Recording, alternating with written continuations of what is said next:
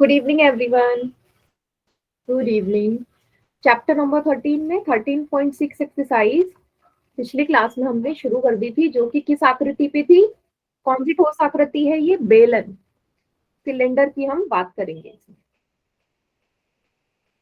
ये बेलन या सिलेंडर, ठीक है। इसमें भी स्टार्टिंग के हमने 2 सवाल कर लिए थे, फर्स्ट एंड सेकंड हमने कर लिया था, ठीक है। अब हमें कौन सा वाला करना है? थर्ड वाला। देखो, थर्ड वाला जो सवाल है ना, वो मैं नहीं करवाऊंगी, आपको होमवर्क में करना है, होमवर्क में करके लाना है, क्योंकि ये डायरेक्ट फॉर्मूला बेस्ड है। आपको ओके समझा मैम। देती हूँ कि करना क्या है सवाल में। ठीक है, ठीक है, समझ लो। देखो, तीसरा सवाल है बेटा, इसने बोल दिया है कोल्ड ड्रिंक तो पीते हो सभी, तो कोल्ड ड्रिंक के ज्यादातर आपने बॉटल्स देखी होंगी बेटा, किस तरीके की होते हैं? सिलेंड्रिकली होती है ना, टाइप की होती है ना, सिलेंड्रिकल होते हैं ज्यादातर, या अलग अलग शेप में भी आ सकते हैं। तो इसने बोला 2 कोल्ड ड्रिंक की बोतल है, ठीक है, 2 पैकों में उपलब्ध है। एक तो ऐसी है जो आयताकार आधार है, जिसका आधार आयताकार है, ऊंचाई 15 सेंटीमीटर और व्यास 7 सेंटीमीटर, ठीक है। देखो, सबसे पहले आयताकार वाली है जिसकी लंबाई है 5 सेंटीमीटर, चौड़ाई है कितनी? 4 सेंटीमीटर, ठीक है, ऊंचाई है 15 सेंटीमीटर। मतलब इसको आप एक ठोस आकृति के रूप में देखो। हमें ठोस आकृति के रूप में तो बॉटल यहाँ बना नहीं सकती, बॉटल इमेजिन करो। तो बॉटल की लंबाई, लेंथ आपको दे रखी है बॉटल की 5 सेंटीमीटर है, चौड़ाई कितनी है बेटा? 4 सेंटीमीटर है, ऊंचाई कितनी है? 15 सेंटीमीटर। अब लंबाई चौड़ाई ऊंचाई देखते ही आपको पता चल गया पहली बॉटल की शेप क्या है, जल्दी से बताओ। Yes ma'am. हाँ, तो कौन सी है? घनाभाकार है, क्यूबॉइडल। वही, जहां पे भी लंबाई चौड़ाई ऊंचाई दे दी जाए तो वो घनाभ की तो होती है, घनाभाकार। पहली बॉटल। बात कर लेते हैं दूसरी बॉटल की। इसकी शेप में हमें डायमेंशन से पता चल जाएगा। व्यास दे दिया आपको 7 सेंटीमीटर, डायामीटर है 7 सेंटीमीटर और ऊंचाई है 10 सेंटीमीटर। यहाँ पे साफ मेंशन भी कर दिया कि दूसरी बेलनाकार है। ये वाली कैसी है? सिलेंड्रिकल है। ये वाली बॉटल बेलन की आकृति की है। पूछा क्या है आपसे? आपसे पूछा है कि किस डब्बे की धारिता अधिक है, किस डब्बे की कैपेसिटी ज्यादा, मतलब किस डब्बे में जो कोल्ड ड्रिंक है वो ज्यादा होगी, ज्यादा समा सकती है, ज्यादा आ सकती है। तो कैसे निकालोगे? पहले डब्बे की धारिता का सूत्र लंबाई गुणा चौड़ाई गुणा ऊंचाई, दूसरे की धारिता का सूत्र पाई आर स्क्वायर एच। भाई, हर चीज आपको गिवन है ना, सारी की सारी चीजें आपको दे रखी है, सारी वैल्यूज पुट करोगे। पहले केस में कुछ धारिता आएगी, दूसरे में कुछ आएगी, पता चल जाएगा किसकी ज्यादा है, कितनी ज्यादा है। क्या कर दोगे? ज्यादा में से कम वाला घटा दोगे। समझे सभी बच्चे क्या करना है? मैम ठीक है, डायरेक्ट फॉर्मूला। मैम बता दो स्टार्टिंग से क्या क्या बोला आपने। पहले तो मैंने ये बोला कि क्लास टाइम पे ज्वाइन करो। दूसरा मैंने बोला कि आपको तीसरा वाला सवाल जो है वो घर से करके लेके आना है, जिसमें आपकी 2 कोल्ड ड्रिंक की बोतल है, एक घनाभाकार आकृति की है, एक बेलनाकार आकृति की है, ठीक है। तो आपको बताना है किसमें किसमें कोल्ड ड्रिंक ज्यादा आ रही है, मतलब आपको धारिता बतानी है। बोला है ना किसकी धारिता ज्यादा है, धारिता मतलब कैपेसिटी किसकी ज्यादा है, पहले वाले की या दूसरे वाले की? कैपेसिटी धारिता का फॉर्मूला आपको पता है दोनों का, घनाभ का भी पता है, बेलन का भी पता है, बस, ठीक है। तो बस आप निकाल लोगे दोनों फॉर्मूला लगा के। Good evening ma'am. Good evening. इसको नोट डाउन कर लो, फिर हम करते हैं चौथा सवाल। देखो, चौथा सवाल 5 नंबर के हिसाब से सही सवाल है। गुड इवनिंग बेटा, 5 नंबर के हिसाब से।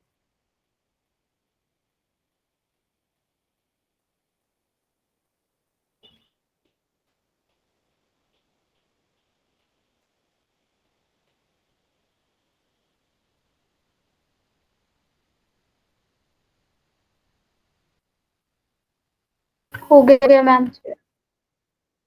गुड। हम बढ़ते हैं चौथे सवाल के ऊपर। समझिएगा बेटा, क्योंकि ये 5 नंबर के हिसाब से सही सवाल है। जहाँ पे भी 2 पार्ट 3 पार्ट पूछे जाएं किसी भी क्वेश्चन में, समझ जाएगा, 5 नंबर में ही मिल जाएगा अगर मिला तो। क्या बोला, एक बेलन है, मतलब एक सिलेंडर है, बना लो। डायग्राम बिल्कुल मिस मत करना किसी भी क्वेश्चन में, चाहते हो कि अगर फुल मार्क्स मिले तो। ये है बेलन, जिसका आपको पार्श्व पृष्ठीय क्षेत्रफल दिया गया है, कर्व्ड सरफेस एरिया या वक्र पृष्ठीय क्षेत्रफल कितना दे रखा है इसका, 94.2 सेंटीमीटर स्क्वायर। अब इस बेलन की ऊंचाई भी दे दी गई, बेलन 5 सेंटीमीटर लंबा है।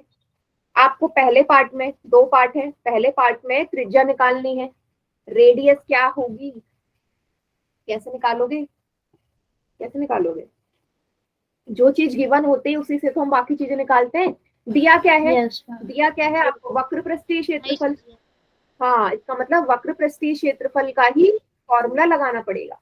भूल गए क्या? फॉर्मूला बताओ जल्दी। Pi are square h. Pi are square h. Pi r. मैं क्षेत्रफल की बात कर रही हूँ, आप आयतन में हो।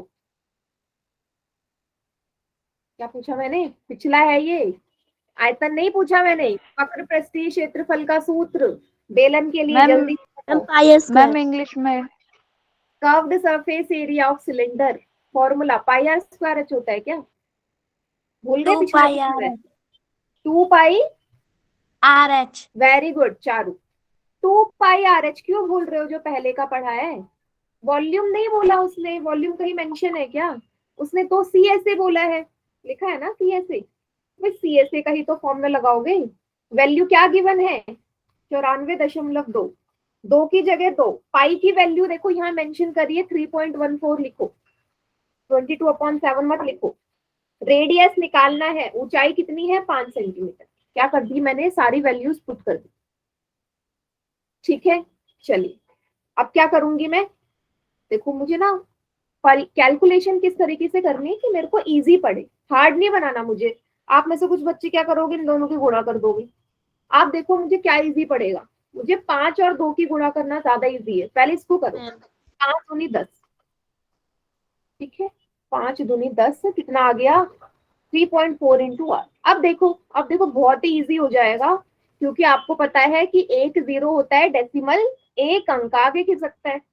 तो 3.14 की डायरेक्ट 10 से कर दो, करने की भी जरूरत नहीं, क्या आएगा 31.4 आएगा, या नहीं, हम पहले भी कर चुके हैं। 31.4 क्लियर यहाँ तक? Yes ma'am. मैम आर की वैल्यू आ गई, आपको पता है 31.4, उस तरफ जाके क्या हो जाएगा, डिवाइड हो जाएगा। देखो कैलकुलेशन को इजी बनाओ, टफ नहीं।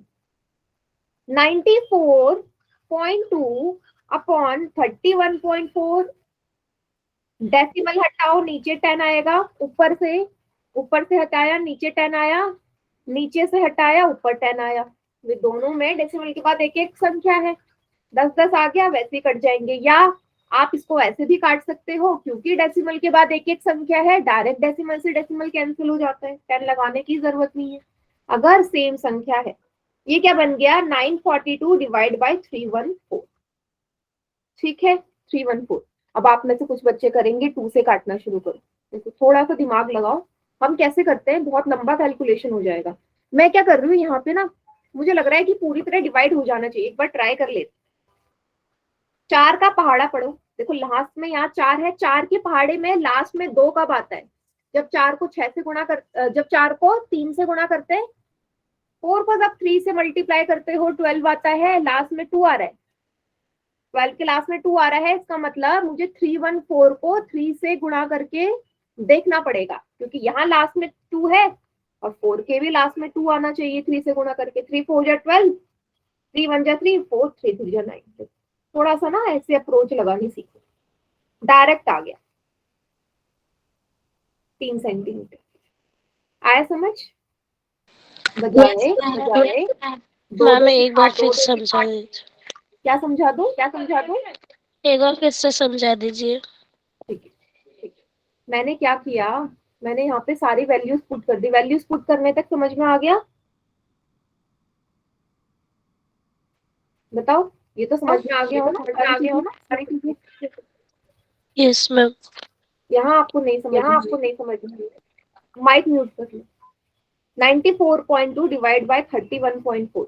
बेटा डेसिमल से डेसिमल कट जाता है अगर सेम नंबर हो। देखो डेसिमल के बाद यहाँ एक ही अंक है, यहाँ पे भी एक ही अंक है, तो दोनों डेसिमल एक दूसरे को कैंसिल कर देते हैं। 992 बट्टे 314। अब मैंने सोचा कि कोई मुझे डायरेक्ट नंबर मिल जाए, 314 को गुणा करो कि 992 आ जाए। मैंने किस तरीके से सोचा कि 4 का पहाड़ा पड़ा, 4 एकम 4, 4 दूनी 8, 4 तिया 12, 3 बार आ रहा है, तो मैंने क्या कर दिया, 314 को 3 से गुणा कर दिया, 992 आ गया। बस डायरेक्ट आर की वैल्यू 3 आ गई। आप चाहो तो इसको 2 से भी काट सकते हो, अगर ऐसे नहीं सोच सकते तो 2 से काट दो। मैं 2 से भी काट के दिखा देती हूँ कैसे होगा। अगर आप इसको ऐसे करना चाहते हो, क्या था, 942, 900 कितना था, हाँ 42 बट्टे 314। मैं इसको 2 से काटना शुरू करती हूँ। 2 1 जा 2, एक हासिल 2 5 जा 10, 2 7 जा 14, है ना। 2 4 जा 8, एक हासिल 2 7 जा 14, 2 1 जा 2। देखो कितनी बड़ी संख्या आ गई। आप तो यहाँ पे आपको पता है 271 तो कट भी नहीं सकता। कट सकता है क्या? हाँ, कट सकता है? 3 से कट सकता है? नहीं। 157 नहीं कटेगा, फिर भी आपको क्या करना पड़ेगा, 157 का पहाड़ा पढ़ना पड़ेगा। अब यहाँ एक है तो 157 को मैंने 3 से गुणा किया, क्योंकि 7 को 3 से गुणा करके 21 आएगा लास्ट में, तो तब भी ये 4 से घट कर ही आता। समझ गए? यहाँ पे भी तो आप फंस जाओगे ना नंबर में, आगे डिवाइड नहीं हो पाएगा दोनों एक नंबर से, तो डायरेक्ट करोगे। क्लियर है? तो किसी किसी क्वेश्चन में आपको थोड़ा सा ऐसे सोचना पड़ेगा। Yes ma'am. उतार लीजिए इसे, फिर इसका नेक्स्ट पार्ट करते हैं, और अच्छे से समझ लो इसको। 5 नंबर के हिसाब से सही सवाल है, क्योंकि मैंने आपके पिछले साल की पेपर देखे तो 5 नंबर में इसी टाइप के ही क्वेश्चन दिए गए हैं।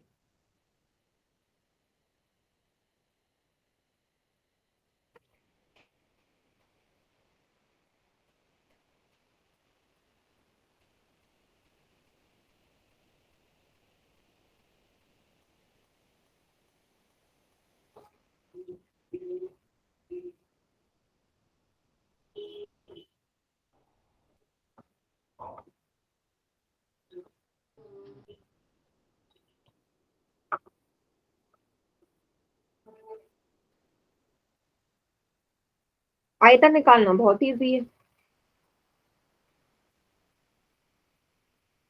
चलिए सेकंड पार्ट करवा रही हूँ मैं इसका। उतार लिया ना सभी ने? Yes ma'am. जल्दी से उतारो बेटा, जल्दी, हाथ जल्दी जल्दी चलाओ। Done ma'am, done ma'am. Ma'am मिटारो ने स्क्रीन ले लिया। ठीक है, स्क्रीनशॉट ले लिया करो, लास्ट बाद में उतार लिया करो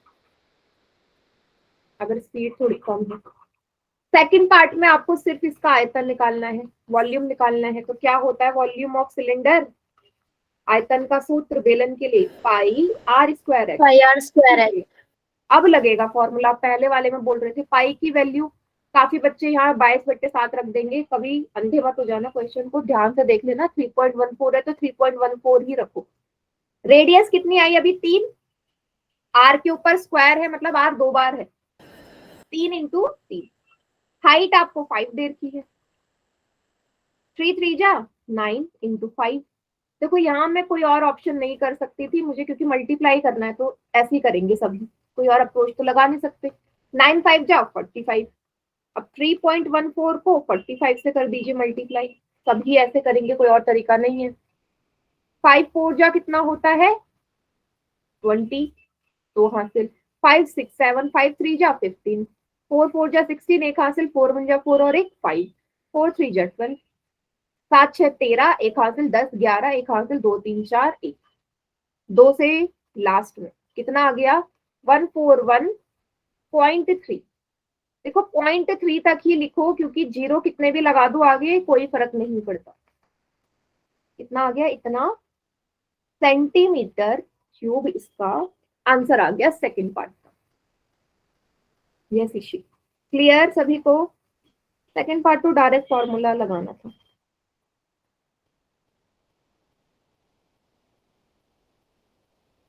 इसके जो अगला वाला सवाल है वो भी 5 नंबर जैसा ही है, क्योंकि उसमें भी 3 पार्ट पूछे हुए हैं आपसे। नोट डाउन करो और आगे बढ़ते हैं।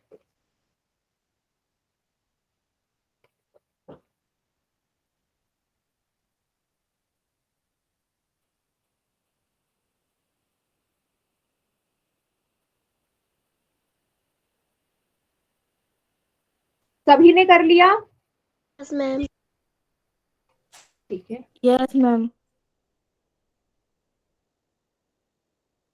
चलिए क्वेश्चन नंबर कौन सा कर रहे हैं हम? 5वां। 5वां सवाल भी 5 नंबर के हिसाब से ही बना हुआ है, देखिएगा। 10 मीटर गहरे एक बेलनाकार बर्तन है, ठीक है, एक सिलेंड्रिकल वेसल है जो 10 मीटर क्या है, डीप है। बना लो एक सिलेंड्रिकल वेसल, ठीक है। हाइट आपको दे रखी है 10 मीटर, ठीक है।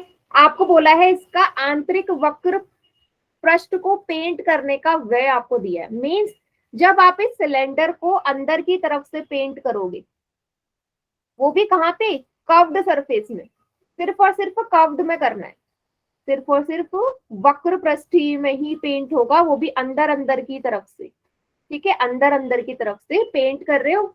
तो टोटल आपकी कॉस्ट आ रही है, व्यय आ रहा है 2200 रुपए, ठीक है। आगे बोला है कि 1 मीटर स्क्वायर का जो कॉस्ट है वो 20 रुपए है।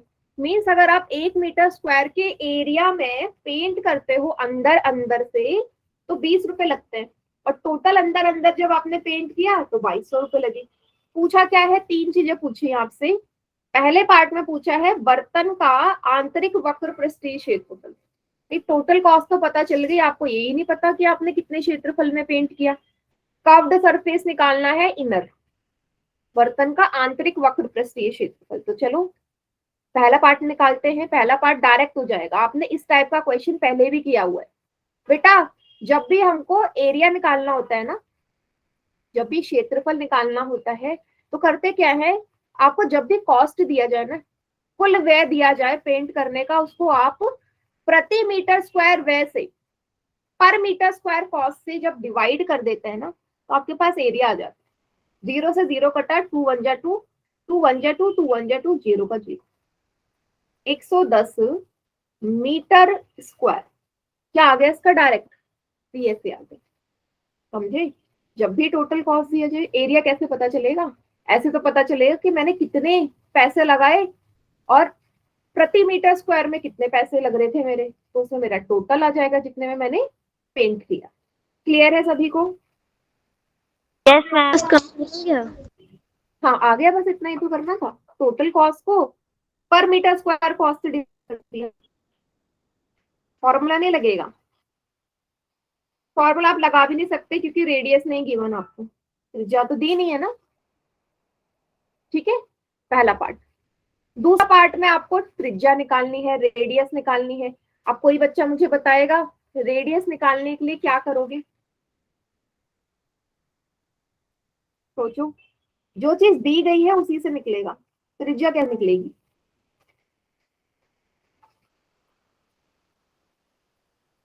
पहले पार्ट में क्या निकाला, एरिया। ये निकाला ना, तो भाई इसी से तो रेडियस निकालोगे, और तो कुछ है ही नहीं। आपको वक्र पृष्ठीय क्षेत्रफल पता है, जिसका फॉर्मूला होता है 2πRH, जिसकी वैल्यू भी आपको गिवन है 110। 2 की जगह 2, पाई की जगह 22/7, रेडियस निकालना है, ऊंचाई भी गिवन है।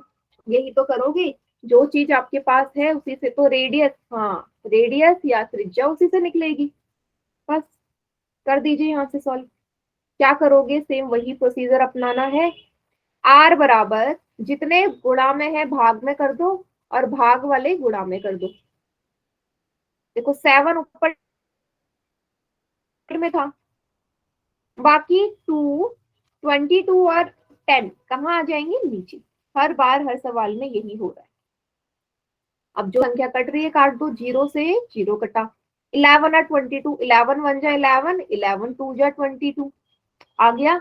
बस, और तो कुछ कट नहीं सकता, तो रेडियस कितनी आ गई 7/2, 2 जा 4 मीटर। क्लियर है? 7 डिवाइड बाई कैसे 4। कर दिया? मैंने 11 और 12 को काट दिया ना, 11 1 जा 11, 11 2 जा 22। ये 11 और 12 22 नहीं कट सकते दो बार। मैम ठीक है, यहाँ 0 से 0 कटा तो 11 और 22 ही तो बचे थे, बाकी 7 और 2 कट ही नहीं सकते। या आप इसको डेसिमल में लिखना चाहते हो, डेसिमल में लिख लो। क्या लिखोगी? 7 को 4 से डिवाइड कर दो, 4 1 जा 4, 3 आया, डेसिमल लगाया 0, 4 7 जा 28, फिर 20, 4 4 जा 16, 4 5 जा 20, कितना लिखोगे 1.75 मीटर। डेसिमल में ये आ जाएगा डिवाइड करके। यहां तक सभी को क्लियर? पहला पार्ट, दूसरा पार्ट हो गया। तीसरा पार्ट आप निकालोगे, पोल में दूं? वॉल्यूम निकालना है, धारिता। धारिता क्या होती है? धारिता निकालनी है, capacity. Pi are square H लगा के निकाल लेंगे। वैल्यू दे देती हूँ मैं आपको। चलिए फिर तीसरा पार्ट, धारिता आप लोग निकालो। ठीक, ऑप्शन में आपको दे देती हूँ A B C D. Copy में सॉल्व करना शुरू करो। 96.00 metre cube, 96.25 metre cube, 96.27 metre cube, या 96.80 मीटर क्यूब। कीजिए। फॉर्मूला सभी को पता है, पाई आर स्क्वायर एच लगेगा क्योंकि बेलन है।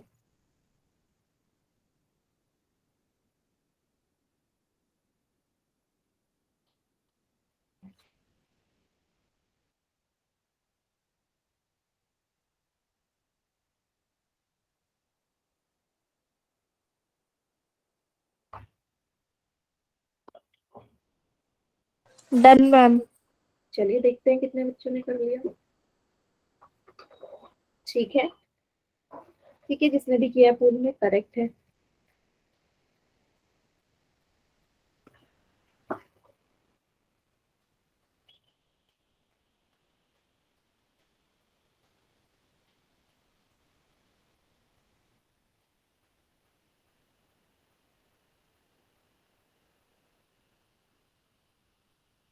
गुड।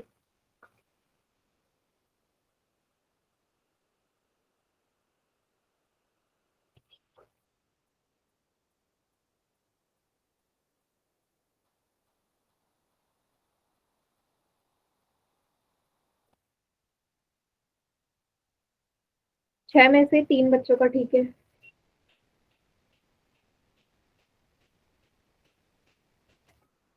रेडियस की जगह 7/4 भी लिख सकते हो, या 1.75 भी लिख सकते हो, आपको जैसे ठीक लगे।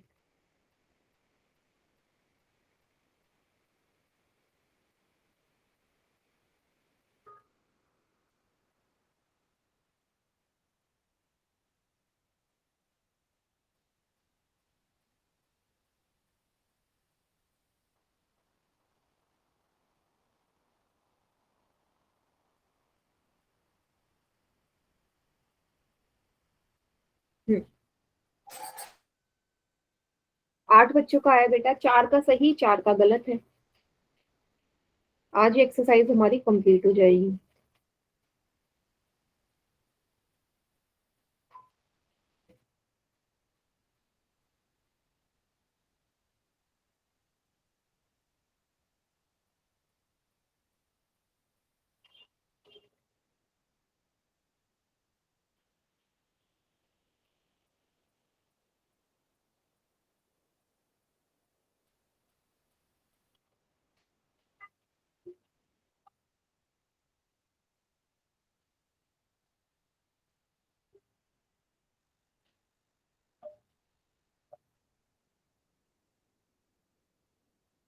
I have done ma'am. Good, but response काफी काफी बेकार जा रहा है बेटा। सारी चीजें आपको गिवन है, उसके बाद भी सारी चीजें तो देर की है ना, उसके बाद भी।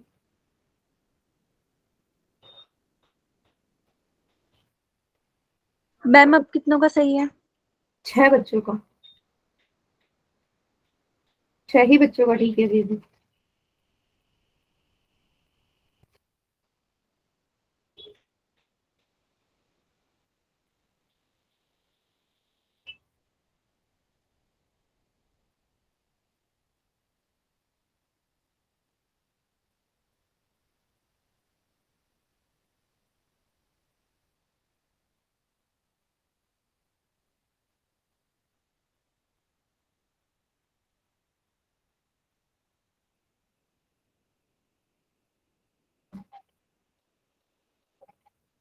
चलिए बेटा, काफी टाइम लग रहा है, काउंट डाउन स्टार्ट कर रही हूँ मैं, थोड़ी सी कैलकुलेशन स्पीड भी बढ़ाइए। 5 4 3 2 1। बाकी चैट सेक्शन में करिए जरा, कैसे क्या किया आप लोगों ने, निकालो।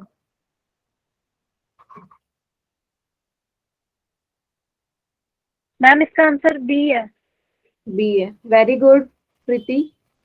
हाँ आगे ने किया है, डेसिमल में आया होगा ना। हाँ आगे डिवाइड भी करो बेटा, डिवाइड करो प्रॉपर, अपॉन में मत लिखो, पूरा डिवाइड करो फिर लिखो। गुड। ठीक है बेटा, आपको धारिता बतानी थी, इसकी कैपेसिटी इस बर्तन की। फॉर्मूला आपको पता है, पाई आर स्क्वायर एच होता है। पाई की वैल्यू 22/7, त्रिज्या निकालती 7/4। मैं 7/4 लिख रही हूँ, आप 1.75 भी लिख सकते हो, बट मुझे ऐसे ज्यादा इजी लग रहा है, वो देख लेना कैसे। 7/4 दो बार है, 7/4। हाइट कितनी थी इसकी वेसल की, 10 मीटर है। 10 मीटर में। देखो 7 से 7 कट गया इधर, है ना, 2 दूनी 4, 2 एकम 2, 2 एकम 2, 11 गुणा 7 गुणा 10 बटे 2 गुणा 4। ठीक है, और क्या हो सकता है, और कैसे कैंसिल हो सकता है, 2 से फिर कर सकता है, 2 1 जा 2, 2 5 जा 10, हो सकता है ना। या देखो पूरी तरह डिवाइड नहीं होगा तो मैं क्या कर लेती हूँ, 11 को 10 से मल्टीप्लाई करो, कितना आएगा 110। इसको 7 से कर दो, डिवाइड में क्या है 8 है, क्योंकि मुझे पता है ये पूरी तरह कैंसिल नहीं होने वाला, आंसर तो डेसिमल में ही आएगा। तो मैं वो अप्रोच लगाती हूँ जहां मुझे कैलकुलेशन कम करनी पड़े। जैसे 11 को 10 से गुणा करने में मुश्किल नहीं है, और 110 को 7 से गुणा करने में भी कोई दिक्कत नहीं है, 770 आएगा। अब कर दो डिवाइड, 770 को किससे भाग देना है, 8 से। देखना मेरा और अपना देखिएगा, अगर आप 1.75 वैल्यू पुट करते, इसका स्क्वायर करते, तो सोचो कैलकुलेशन कितनी टफ होती। तो आपको ये भी देखना है कि कहाँ पे किस तरीके की हम वैल्यू पुट कर सकते हैं। 7/4 पुट करना ज्यादा इजी था। क्या आएगा, 8 8 जा 64, 8 9 जा 72, 9 से जाएगा, ठीक है, 8 9 जा 72। 7 में से 2 गए बेटा, कितने बचते हैं 5, यहाँ से शून्य उतारा। 8 8 जा 8 5 जा 40, 8 6 जा 48, 48। 10 में से 8 गए 2, यहाँ डेसिमल लगाया 0। 8 2 जा 16, 4 आया डेसिमल था, 8 5 जा 40। देखो ऐसे ज्यादा इजी पड़ा, पूरी तरह कैंसिल। आप लोग ही मुझे बताओ, क्या ऐसे ज्यादा इजी पड़ा या नहीं। जिसने 1.75 रखा उसके लिए इजी था क्या, जिस किसी ने भी रखा था आप लोगों ने करा है खुद ये क्वेश्चन, तो ध्यान से करो, नोट डाउन कर लो, फिर अगला सवाल करते हैं।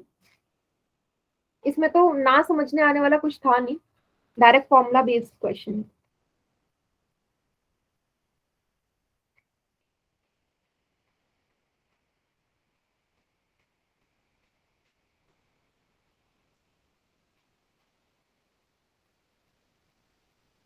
अगले क्वेश्चन की कैलकुलेशन है थोड़ी सी अलग, को भी ध्यान से देखना।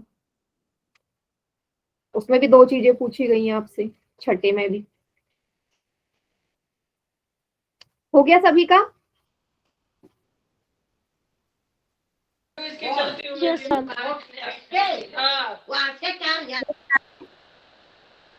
चलिए। किसी का जारी, आप इतनी आवाज में पढ़ कैसे लेते हो, थोड़ा ऐसी जगह बैठा करो जहाँ शोर कम हो। छठा सवाल, मैम पूरे घर में ही सो रहे हैं, कहाँ बैठू, कोई जगह ही नहीं है। वही तो पढ़ाई के लिए बेटा, या तो घर वालों से बोलो कि शोर कम करे जब पढ़ाई कर रहे हैं तो। दोबारा देखिए, छठा सवाल, या ईयरफोन लगाओ, कान में लीड लगाओ, वो भी बेटर ऑप्शन है। देखिएगा क्या बोला है, ऊंचाई 1 मीटर वाले एक बेलनाकार बर्तन है। एक बर्तन है फिर से सिलेंड्रिकल शेप का, जिसकी हाइट आपको मेंशन है 1 मीटर है। ठीक है, हाइट है 1 मीटर, मेंशन कर दो। ठीक है, इसकी आपको देखो इस बार धारिता दे दी, लिखा है ना कैपेसिटी कितनी है इसकी, में कितना पानी या कोई भी लिक्विड आ रहा है, 15.4 लीटर लिक्विड इसमें आ सकता है इस बर्तन के अंदर। पूछा क्या है, इसको बनाने के लिए कितने वर्ग मीटर धातु की शीट की आवश्यकता होगी। ठीक है, देखो कोई भी बर्तन है ना, बर्तन है, बर्तन को आप ऐसे सोचना कि वो बंद है हर जगह से। बोतल इमेजिन कर लो जो सिलेंड्रिकल है, कैसी बोतल सोच लो जो बेलनाकार आकृति की है। आपको बताना है कि अगर उस बेलन को बनाना है तो आपको कितने शीट की, कितने मेटल की शीट की रिक्वायरमेंट होगी, धातु कितना लगेगा। इसका मतलब इसमें आपसे दो चीजें पूछ ली। दो, पहली चीज तो आपको पहले ही क्लियर हो गई कि आपको कुल पृष्ठीय क्षेत्रफल निकालना है, टोटल सरफेस एरिया। पूरा कब बनेगा, जब वो हर जगह से ढका होगा, बर्तन हर जगह से बंद होगा ना। अगर उसके अंदर कोई लिक्विड समा रहा है, मान लो कि वो हर जगह से बंद है, हर जगह से बंद है। जब हम सिलेंडर वाला एक्सरसाइज कर रहे थे, एरिया वाला, उसमें ऐसे तो पढ़ रहे थे कि अगर आपको ये बताना पड़े कितना मेटल लगेगा बनाने में, तो हमेशा हम एरिया ही तो निकालते हैं, का टोटल सरफेस एरिया निकालना है। लेकिन बेटा क्वेश्चन में आपको रेडियस नहीं गिवन, त्रिज्या तो उसने बोला ही नहीं ना कि दी है त्रिज्या नहीं दी, मीन्स आपको त्रिज्या भी निकालनी है, फिर उसके बाद टोटल सरफेस एरिया निकलेगा। ठीक है, समझ में आ गया सभी को सवाल। बस, तो सबसे पहले पार्ट में त्रिज्या निकालते हैं। ठीक है, अच्छा एक और चीज की दिक्कत है अब यहाँ पे, क्या है, त्रिज्या तो भाई इससे निकलेगी, धारिता से, इसके फॉर्मूले में पुट करके निकलेगी ना। ये लीटर में है, ऊंचाई मीटर में है, मीन्स मुझे पहले लीटर को किस में बदलना पड़ेगा, मीटर क्यूब में, तभी तो सारी यूनिट सेम होंगी। धारिता लीटर में है, ऊंचाई मीटर में है, कैसे होगा, मुझे मीटर में करना पड़ेगा इसको, मीटर क्यूब में। चलो करते हैं मीटर क्यूब में। आपको पता है बेटा 1 मीटर क्यूब में कितने लीटर होते हैं, 1000 लीटर होते हैं। ये चीज आपको याद होनी चाहिए, 1 मीटर क्यूब बराबर 1000 लीटर होते हैं। तो बेटा इतने लीटर में कितने मीटर क्यूब होंगे, आप इसे ऐसे भी लिख सकते हो, 1000 लीटर बराबर 1 मीटर क्यूब। तो 15.4 लीटर में, या पहले आप इसको, चलो ठीक है, कितने होंगे, 15.4 को यहां ले जाओ 1 के साथ और डिवाइड कर दो किसको, 1000 से। यही तो करेंगे, क्रॉस मल्टीप्लाई होता है ना, ये वाला इधर पहुंच जाता है और ये जो होता है ये नीचे आ जाता है। ठीक है, कीजिए, यहां से डेसिमल हटाओ, नीचे एक जीरो और बढ़ गया, कितना आ जाएगा ये, 1 2 3 4 जीरो है, 154 ऐसी, और डेसिमल कहाँ जाएगा, पीछे की तरफ को जाएगा, नीचे 4 जीरो है, 1 2 3 4, तो आपको यहाँ लगाना पड़ेगा। आ गया, ये स्टेप सभी को क्लियर हुआ। 0.014154 मीटर क्यूब आ गया यहाँ से। बताइए, नहीं इशिका, ये कैसे निकाला बेटा, नो, क्रॉस मल्टीप्लाई वाला रूल।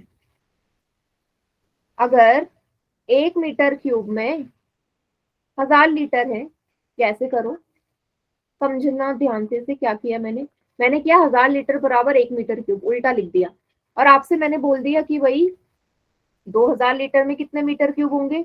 आप क्या करते, 2000 को यहाँ ले जाते एक के साथ, और जो 1000 है वो नीचे आता है ना, क्रॉस मल्टीप्लाई होती है, तो आप बोलते कि भाई 2 मीटर क्यूब होंगे। सेम यहाँ पे भी तो यही किया मैंने, क्या लेके गई, 15.4 को 1 के साथ और 1000 से डिवाइड कर दिया। क्लियर सभी को,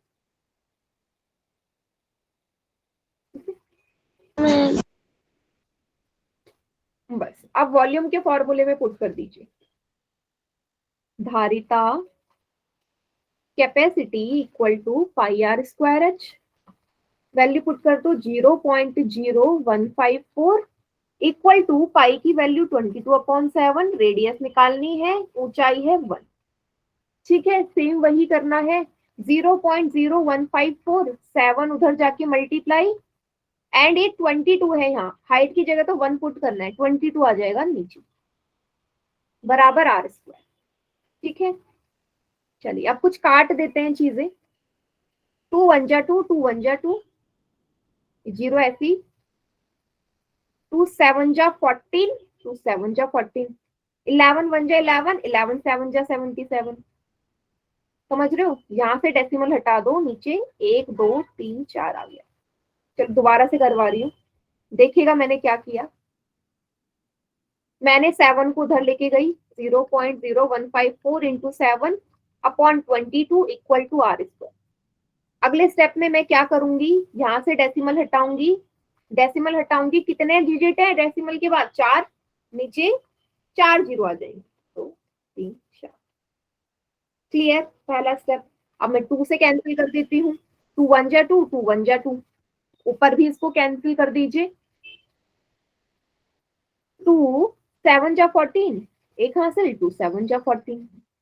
ठीक है, फिर 11 से काट दो, 11 1 जा 11, 11 7 जा 77। ठीक है, क्या बच गया, आर स्क्वायर बराबर 7 गुणा 7 बटे 10,000। ये स्टेप क्लियर है बेटा, बताइए मुझे। मैम सभी सभी एक बार देख लो।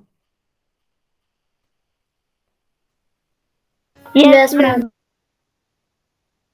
ठीक है, अब आगे तो आप लोगों को पता ही है कि जब वर्ग उस तरफ जाता है, स्क्वायर उस तरफ जाता है, तो स्क्वायर रूट हो जाता है ना, ऐसे हो जाएगा, 1 2 3 4। अब स्क्वायर रूट का क्या मतलब है, दो दो का जोड़ा।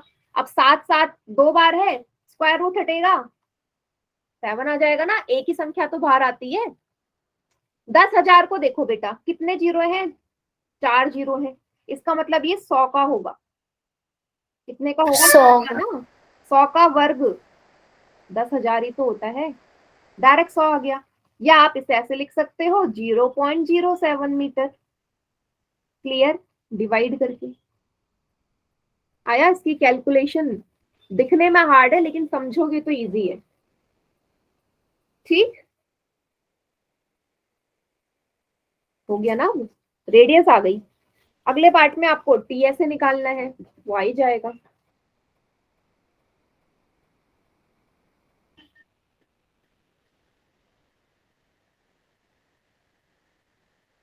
इतना नोट डाउन कर लो, फिर इसका दूसरा पार्ट निकालेंगे कि कितना मेटल शीट चाहिए होगा इसको बनाने में। मेटल शीट वो कर्व्ड एरिया क्या है पूरा का? पूरा, क्योंकि आप इसे ऐसे मानो कि ये पूरा डब्बा जो है या बर्तन है जो बंद है, तो टोटल निकलेगा।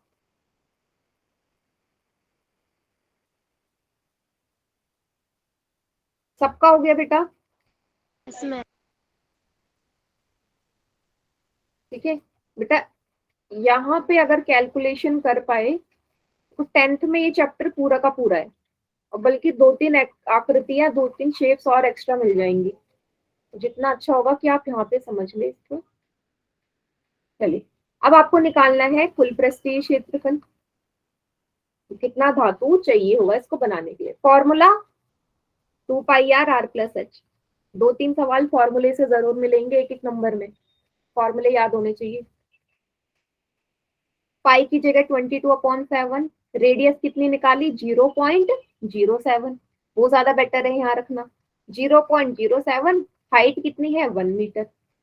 देखिएगा, 2 को 22 से गुणा करो, 44, यहाँ से डेसिमल हटाया, नीचे 100 आ गया, 7 से 7 कट गया, 44/100 गुणा 0.07 में क्या जोड़ना है, 1 को जोड़ना है, वहाँ पे 10 लगा के अपने 100 की लगा दिया। क्योंकि डेसिमल के बाद 2 जीरो है, 100 ही तो आएगा, 10 क्यों आएगा। ठीक है, जोड़ के ही आ गया। चलिए आगे क्या कर सकते हैं, 100 लगा लो नीचे, अब बेटा 107 को तो 44 से गुणा करना ही पड़ेगा, और तो कोई ऑप्शन नहीं है मेरे पास। कर दो। 7 4 जा 28, 2 हासिल, 2 4 1 जा 4, ये भी सेम यही आएगा। 8 9 10, 4 6 7, 4 7 0 8 डिवाइड बाई 2 जीरो यहाँ, 2 जीरो यहाँ, नीचे कितने जीरो है? 4 जीरो। बस ये तो कैलकुलेशन इजी है। नीचे कितने जीरो है? 4 जीरो। तो बस डेसिमल इसके आगे लग गया और यही मेरा आंसर है। Point 0.4708 metre cube, sorry cube लगा दिया मैंने, स्क्वायर। देखो ये गलती आप भी कर सकते हो, क्षेत्रफल है तो स्क्वायर में आएगा। ठीक,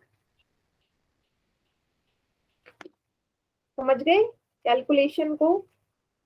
पहले मैंने 7 से 7 को काट दिया, नीचे 100 लगा दिया, 2 को 22 से गुणा कर दिया, 44 आ गया, अंदर जोड़ दिया, 44 को 107 से गुणा कर दिया, फिर लास्ट में 10,000 से भाग कर दिया।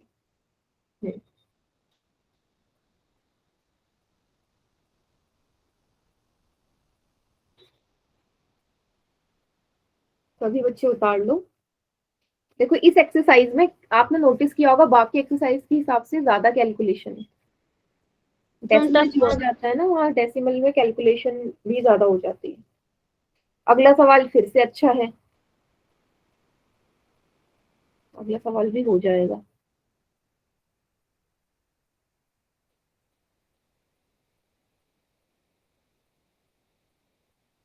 सभी का हो गया बेटा?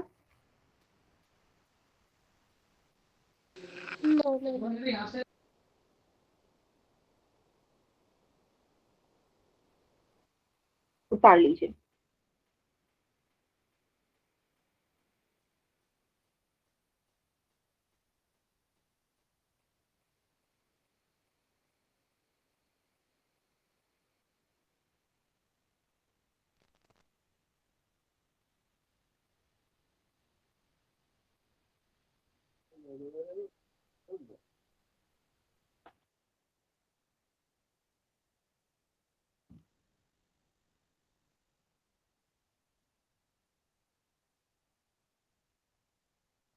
करें आगे? ठीक, मैम। चलिए 7वें सवाल को आप बहुत अच्छे से ना कनेक्ट कर सकते हो।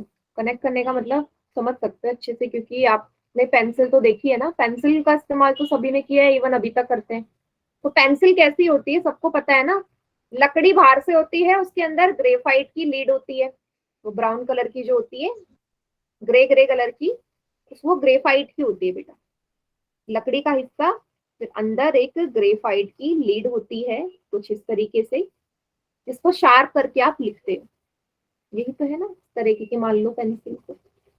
ठीक है, जब वो शार्प नहीं रहती, ऐसी तो रहती है सिलेंड्रिकल शेप में पेंसिल। हाँ, तो उसने यही बोला है पेंसिल है लकड़ी के, ठीक है लकड़ी की है ऑब्वियसली, बेलन के अभ्यंतर में ग्रेफाइट लगाए। देखो अंदर वाले हिस्से में ना ग्रेफाइट लगाए। ये ग्रेफाइट क्या होता है? जिससे हम लिखते हैं, जो ग्रे कलर का होता है, जिससे कॉपी में लिखा जाता है। लकड़ी से तो लिख नहीं सकते। ठीक है, पेंसिल का, पूरी पेंसिल का व्यास दिया है, पूरी पेंसिल का डायामीटर। भाई पेंसिल बोल रहा है, याद रखना पेंसिल बोल रहा है, पेंसिल मतलब उसमें लकड़ी भी आएगी और साथ में अंदर का ग्रेफाइट भी आएगा, पूरी की पूरी पेंसिल। उसका आपको डायामीटर दे रखा है 7 mm। ठीक है, डीपी मतलब पेंसिल का डायामीटर है 7 mm डीपी। ग्रेफाइट का व्यास कितना है? भाई जो अंदर ग्रेफाइट लगी है उसका भी व्यास अलग से दे दिया, इतना हिस्सा अंदर अंदर का 1 mm। डी जी मतलब ग्रेफाइट का। यदि इस पेंसिल की लंबाई, अब जहां तक पेंसिल लकड़ी होती है वहीं तक अंदर ग्रेफाइट होती है ना, ऐसा तो नहीं अलग होती है, जितनी ग्रेफाइट उतनी ही लकड़ी होती है। तो टोटल लेंथ जो है, हाइट है 14 सेंटीमीटर है, हाइट में कोई चेंज नहीं आएगा। आपसे बोला है तो लकड़ी का आयतन, सिर्फ लकड़ी लकड़ी का हिस्सा, बेटा देखो लकड़ी लकड़ी का हिस्सा ये रहेगा सिर्फ, इसमें ग्रेफाइट नहीं आएगा, लकड़ी लकड़ी वाला यही तो हिस्सा है। पहले तो आपको लकड़ी का आयतन निकालना है, फिर साथ में ग्रेफाइट का आयतन, ग्रेफाइट मतलब ये अंदर अंदर वाला जो है, ये अलग। समझ गए क्या निकालना है? दो आयतन, पहले तो लकड़ी लकड़ी का अलग से, फिर ग्रेफाइट का अलग से। क्लियर है सभी को सवाल? मैम चलिए, तो मेरे लिए पहले ज्यादा इजी क्या पाइथागोरस फॉर्मूला पहले मैं ग्रेफाइट का निकाल लेती हूँ। ग्रेफाइट का ना डायमीटर दे रखा है, आपको लकड़ी का डायमीटर नहीं पता, लकड़ी का रेडियस नहीं पता, वो निकालोगे कैसे वो मैं बताऊंगी अभी। तो सबसे पहले वॉल्यूम ऑफ ग्रेफाइट निकाल लेते हैं। ठीक है, आयतन निकाल लेते हैं ग्रेफाइट का। लिख लो ग्रेफाइट। क्या सूत्र है? पाई आर स्क्वायर है। पाई का मान 22/7। देखो ग्रेफाइट का डायमीटर 1 mm है, तो ग्रेफाइट का रेडियस त्रिज्या कितनी हो जाएगी? 1/2 mm। भाई व्यास का आधा ही तो त्रिज्या होती है, 1/2 लिख दूं? Yes ma'am. व्यास अगर 1 है तो डायमीटर अगर 1 है तो त्रिज्या तो 1/2 हो गई, 2 बार लिख दो। ऊंचाई सेम है। अच्छा, ऊंचाई में चेंज करना पड़ेगा। देखो ऊंचाई है 140 सेंटीमीटर, बाकी हर जगह आपको mm में नजर आ रहा है, मिलीमीटर में, तो सेंटीमीटर को मिलीमीटर में बदल दो। क्या होता है? एक में कुल क्या बेटा? क्षेत्रफल लगेगा। और 140 नहीं 14 है। नहीं, कुल क्यों निकालोगे? आपसे आयतन पूछा है उसने, आयतन देख रहे हैं ना, आयतन पूछा है उसने दोनों का, आयतन निकाल रही हूँ मैं, वॉल्यूम। अब आपको हाइट को ना मिलीमीटर में बदलना है, तो 1 सेंटीमीटर में 10 mm होते हैं, 10 मिलीमीटर। तो 14 सेंटीमीटर में कितने मिलीमीटर होंगे? 14 गुणा 10, 140 मिलीमीटर। चेंज करना जरूरी है ना, सारे यूनिट सेम होने चाहिए। 140, 7 से 140 को काटो, 7 दूनी 14, शून्य। 2 से काटो 20 को 10 बार, 2 से काटो 10 को 5 बार। 22 गुणा 5 कितना आ गया बेटा? 110 मिलीमीटर क्यूब। कितना, किसका आ गया ये?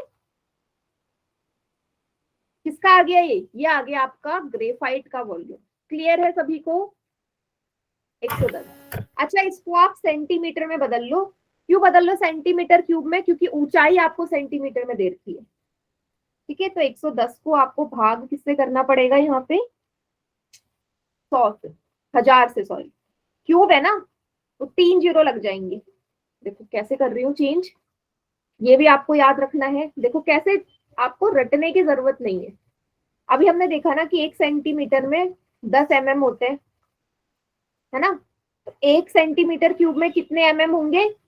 घात में बढ़ जाएंगे, 3 जीरो लगा दूं। 1 सेंटीमीटर क्यूब में 1000 mm क्यूब होंगे या नहीं? जब मैं 3 लगा रही हूँ तो जीरो भी बढ़ जाएंगे। याद, मतलब रटो मत, समझो।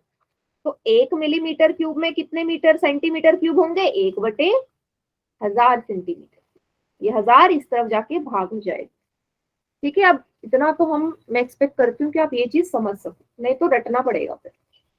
बस यहाँ पे मिलीमीटर को सेंटीमीटर में बदल दो। भाई 110 को 1000 से भाग करना पड़ेगा, तब वो सेंटीमीटर क्यूब में बदल जाएगा। 0 से 0 कटा, 0.11 सेंटीमीटर क्यूब क्या आ गया आपका? ग्रेफाइट का वॉल्यूम। क्लियर है? तो आज ही पूरा सवाल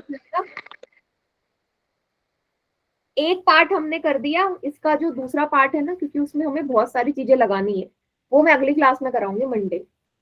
इतना उतार लीजिए आप, ये पहले पार्ट का ग्रेफाइट का तो आ चुका है हमारा। ठीक है बेटा, यहीं तक रखते हैं आज की क्लास।